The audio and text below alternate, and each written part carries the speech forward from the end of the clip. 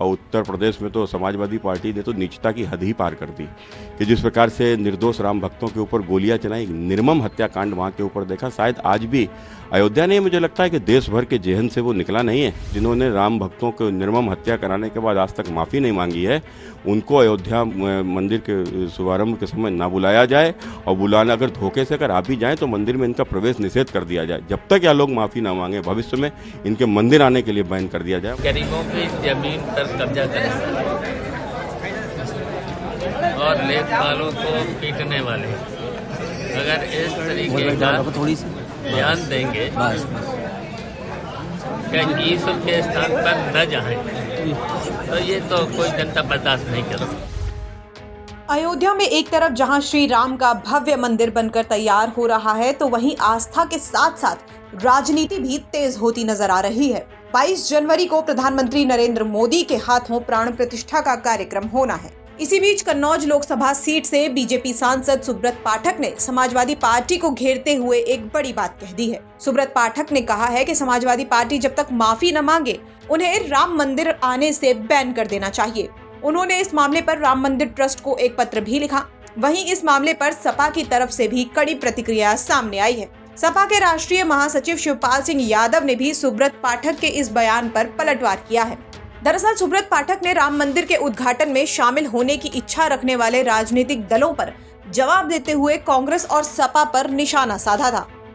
हम देख रहे हैं कि देश में तमाम सारे राजनीतिक दल जो विपक्ष के हैं और राम मंदिर में जाने के लिए, बुलाए जाने के लिए लालायित हैं। तो क्या इनकी वहाँ राम मंदिर से आस्था है? इनकी ईश्वर में आस्था ही नहीं है। तो ये तो राजनीति के लिए केवल वहाँ पर जाना चाहते हैं। तो आखिर अगर इनकी आस्था होती तो ये वही तो लोग हैं जो मंदिर ना बने इसको लेकर अड़ंगा लगाया करते थे, जो मंदिर किसी प्रकार से ना बने इसको लेकर तमाम सारे षड्यंत्र रचा करते थे। 1947 में जब देश आज़ाद हो गया था तो देश की आज़ादी के समय इस्लाम के नाम पर पाकिस्तान अलग हुआ, देश का विभाजन हुआ धर्म के नाम पर, और उसके बाद में आज़ादी के साथ ही सोमनाथ मंदिर का निर्माण हुआ। तो क्या उस तर्ज पर राम का मंदिर नहीं बन सकता था क्या? क्यों नहीं बनाया गया? क्यों उसको रोका गया? न्यायालय में मामला क्यों लंबित रखा गया? और फिर उसके बाद में जब आपसे देखा कि किस प्रकार की बातें भी की गई, मैंने भारतीय जनता पार्टी इस मुद्दे को पर बात करती थी तो कैसे चिढ़ाया जाता था, आम हिंदू समाज को किस प्रकार से चिढ़ाते थे कि मंदिर वहीं बनाएंगे, तारीख नहीं बताएंगे। तो इस प्रकार के यहाँ लोग जिन्होंने सत्ता में रहते हुए कांग्रेस ने हलफनामा दाखिल कराया था केंद्र सरकार की ओर से सुप्रीम कोर्ट में कि राम जो है कोरी कल्पना, रामायण कोरा उपन्यास है और राम सेतु को तोड़ देना चाहिए। तो जब ये इनकी आस्था है क्या? अगर इनकी आस्था होती तो क्या इस प्रकार का हलफनामा दिया जाता? और साथ ही साथ जिस प्रकार के इनके नेता इस गठबंधन के क्या बोलते थे कि मंदिर की जगह पर अस्पताल बना दो, मंदिर से क्या किसी को रोटी मिल जाएगी? तो इस प्रकार की बात करने वाले लोग, और उत्तर प्रदेश में तो समाजवादी पार्टी ने तो नीचता की हद ही पार कर दी कि जिस प्रकार से निर्दोष राम भक्तों के ऊपर गोलियां चलाई, निर्मम हत्याकांड वहाँ के ऊपर देखा। शायद आज भी अयोध्या ने, मुझे लगता है कि देश भर के जेहन से वो निकला नहीं है कि किस प्रकार से वो निर्मम हत्याकांड अयोध्या में हुआ था। वो क्यों हुआ था? केवल वोट की राजनीति के कारण निर्दोष राम भक्तों के ऊपर गोलियां चलाई, और गोलियां नहीं चलाई, हमारी आस्था को कैसे अपमानित किया। मिले मुलायम कांसी राम, हवा में उड़ गए जय श्री राम। ये जय श्री राम को हवा में उड़ाते थे। ये किस प्रकार के ये लोग हैं जो अभी आपने देखा कि किस प्रकार से रामचरितमानस को भी ये जलवाते थे। और रामचरितमानस को जलवाते हैं मैंने राम का अपमान करते हैं, राम को मानने वाले लोगों की आस्था का ये अपमान करते हैं, क्योंकि चंद वोट के लालच में। और आज ये लोग मंदिर भी जाना चाहते हैं, दर्शन करने जाना चाहते हैं। तो क्या बताइए इनकी कोई आस्था है?